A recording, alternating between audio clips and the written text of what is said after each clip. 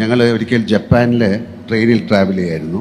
അപ്പോൾ ട്രാവൽ ചെയ്യുന്ന സമയത്ത് ഞങ്ങളൊരു സ്റ്റേഷനിൽ കയറിയിട്ട് ഞങ്ങളുടെ ലഗേജ് അതിൻ്റെ മുകളിലേക്ക് എടുത്ത് വെച്ചു. ലഗേജിൽ നിന്ന് തിരിച്ച് ഇങ്ങനെ കൈ എടുത്തപ്പോൾ കൈക്കകത്ത് മുഴുവൻ ഡസ്റ്റ് പൊടി ഉണ്ടായിരുന്നു.